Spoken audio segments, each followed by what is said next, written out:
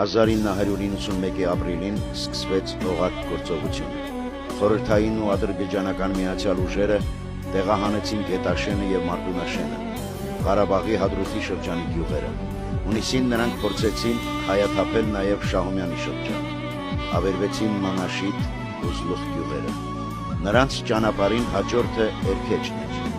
Տագնապի ազդանշանով ոտքի հանվեց հատուկ գնդի առաջին վաշտը։ Ջիվանը և իր 20 մարտիկները շահումյանցիներին օգնության հասան։ Թշնամու բազմահազարանոց խմբավորման դեմ ծովի մի կաթիլ էր թվում, բայց դա Ջիվանն էր և նրա վարժեցրած մարտիկները։ Հունիսի 6-ին Շահումյանի ճանապարհին Ջիվանը դիմավորեց իր 30-ամյակը։ Տեղի ինքնապաշտպանական ջոկատները քաջարի դիմադրություն էին ցույց տալիս։ Նրանք կռվում էին դատապարտվածների կատաղությամբ, իսկ Ջիվանը եկել էր հաղթելու։ Նա համարում էր, որ հողը կարելի է պահել միայն թշնամուն քո ուժը և վճռականությունը ցույց տալով։ Էրքեջում Ջիվանը մարտի բռնվեց։ Թշնամին փոքր գյուղի համար թանկ գին վճարեց։ Շահումյանի ինքնապաշտպանության մարտիկների համար հենց Էրքեջից հետո պարզ դարձավ, որ այս հակառակորդին հնարավոր է կանգնեցնել, իսկ գլխավորը պարզ դարձավ ինչպես կռվել։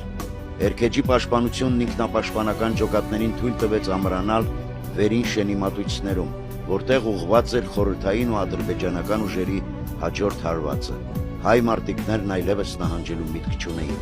Ջիվանն ինքը որոշեց հայկական ջոկատների դիրքերը։ Նրանց կարգադրեց խրամատավորվել և ամրացնել պաշտպանական դիրքերը։ Իսկ ինքը իր վաշտի երկու մարտիկների Նիկոլայ Հայրապետյանի և Վարդան Տերտերյանի հետ դիրքավորվեց առաջնագծում։ Իր այդպես էլ չնշած 30-ամյակից ուղիղ 2 շաբաթ անց Ջիվանը հեռացավ դեպի անմախություն։ Ջիվանը, Կոլյան, Վարդանը առաջինը դիմավորեցին թշնամուն և իրենց վրա վերցրին առաջին ամենագլխավոր հարվածը։ Կատաղի և անհավասար մարտում Ջիվանն ինքը մի քանի տանկ և զրահամեքենա ոչնչացրեց։ Տղաները չերերացին, չնահանջեցին և զոհվեցին, թույլ չտալով թշնամուն առաջ անցնել։ Ինքնապաշտպանական ջոկատներն ավարտին հասցրին Ջիվանի և նրա երկու մարտիկների սկսածը։ Թշնամին նահանջեց։ Նրան բաժին չհասան ոչ վերին շենը, ոչ էլ նույնիսկ ընկած հերոսների մարմինները։